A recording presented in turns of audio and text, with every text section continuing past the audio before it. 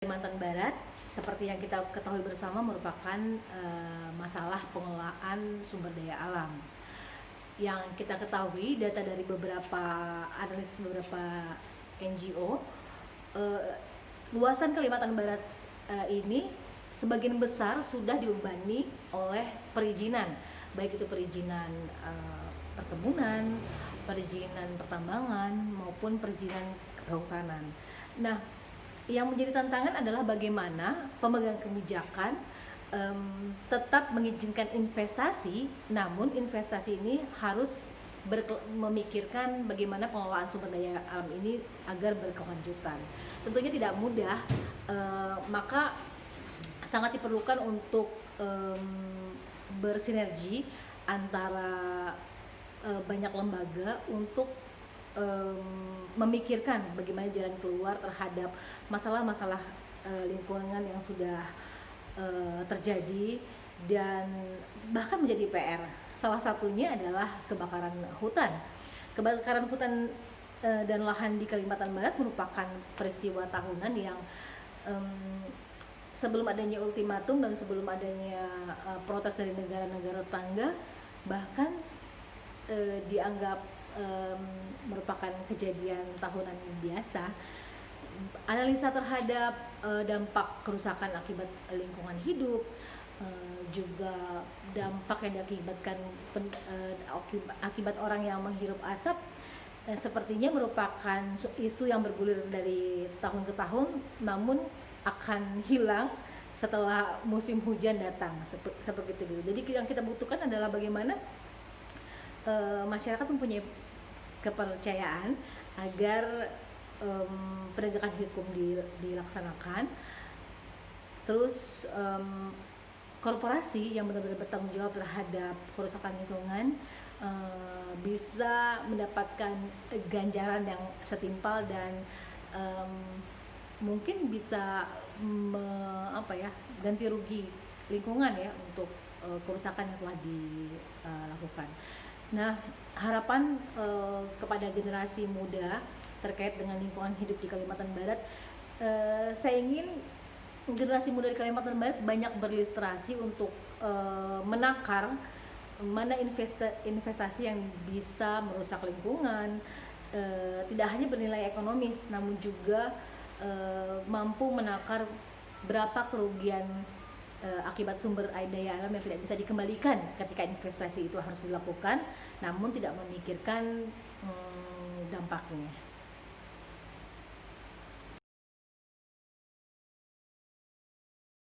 Teman semua, di sini aku menitipkan pesan untuk teman-teman semua yang ada di Kalbar maupun di seluruh Indonesia untuk terus bergerak melestarikan lingkungan kita saat ini dengan melakukan hal-hal yang simpel, seperti menggunakan tumbler, membawa wadah ketika belanja ataupun goodie bag, dan tidak menggunakan sedotan plastik. Dan yang terpenting, memilah sampah ataupun mengelompokkan sampah dari sumber atau rumah kita.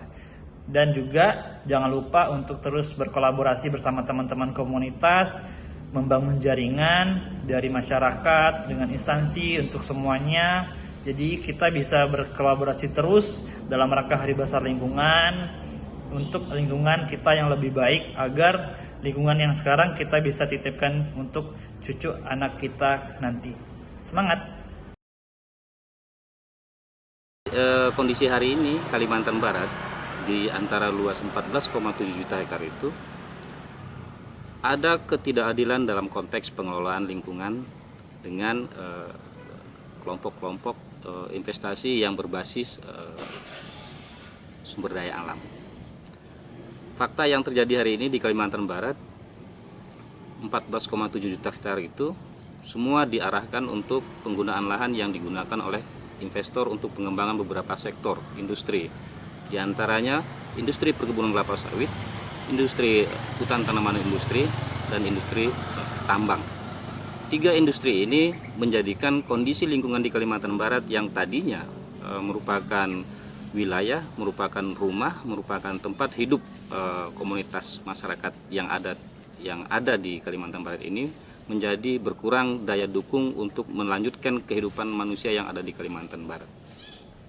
fakta ini terbukti dari beberapa data yang ditemukan oleh Walhi Kalimantan Barat atau yang didapat oleh Walhi Kalimantan Barat bahwa hampir lebih dari 80% wilayah yang ada di Kalimantan Barat ini diperuntukkan untuk pengembangan industri yang berbasis hutan dan lahan.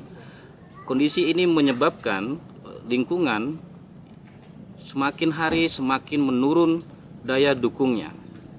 Ini jika tidak dikendalikan, jika tidak ditata kelola secara baik, maka kondisi ini akan menyebabkan Kalimantan Barat menghadapi situasi bencana ekologis yang tidak akan bisa terhindarkan lagi. Ketika bencana ekologis terjadi, semua manusia yang ada di Kalimantan Barat, mulai dari orang yang mempunyai kewenangan untuk memberikan kebijakan, mulai dari kelompok-kelompok kapitalis, mulai dari kelompok-kelompok orang kaya, bahkan sampai seluruh masyarakat yang ada di Kalimantan Barat ini, semua akan mengalami kehancuran ketika bencana ekologis akan terjadi di Kalimantan Barat. Dan ini akan diyakinkan akan terjadi 30-50 tahun ke depan kalau kondisi hari ini tidak dilakukan penata kelolaan kembali oleh pemerintah untuk menyiapkan kondisi lingkungan yang baik bagi kehidupan masyarakat. Nah, kondisi ini menjadi tanggung jawab kita bersama, terutama teman-teman dari kalangan generasi muda, karena Walhi bertujuan untuk membangun gerakan sosial penyelamatan lingkungan hidup. Ini harus dilakukan segera oleh kita semua, terutama yang merasa tinggal di Kalimantan Barat, karena ini adalah merupakan rumah kita bersama. Nah, tampuk pimpinan yang kita harapkan adalah gerakan mahasiswa ini bisa menjadi motor penggerak untuk membangun gerakan sosial penyelamatan lingkungan yang ada di Kalimantan Barat, karena tanpa ada dukungan gerakan dari semua kalangan, terutama kalangan generasi muda, gerakan penyelamatan lingkungan di Kalimantan Barat mungkin akan berjalan lamban. Tapi kalau semua kelompok bergerak, mulai dari kelompok-kelompok akademisi, kelompok-kelompok yang lainnya, dan termasuk kelompok-kelompok generasi muda, kita bisa meyakini bahwa gerakan untuk melakukan penyelamatan lingkungan hidup di Kalimantan Barat ini pasti akan berjalan dengan baik, dan Kalbar mungkin akan terhindar dari situasi bencana ekologis yang sangat mengerikan. Hari Lingkungan Hidup Sedunia ini kita minta semua pihak, terutama teman-teman di kalangan generasi muda ini mampu memberikan kontribusi yang besar dan kontribusi yang nyata untuk melakukan dan membangun gerakan sosial penyelamatan lingkungan hidup di Kalimantan Barat. Ini akan bermanfaat tidak hanya untuk hari ini, tapi apa yang kita lakukan hari ini merupakan jaminan untuk manusia yang akan datang, untuk jaminan anak cucu kita yang akan datang yang tinggal di Kalimantan Barat. Untuk itu kami Walhi mengajak semua kalangan-kalangan generasi muda, mari bersama-sama kita membangun gerakan sosial penyelamatan lingkungan hidup di Kalimantan Barat.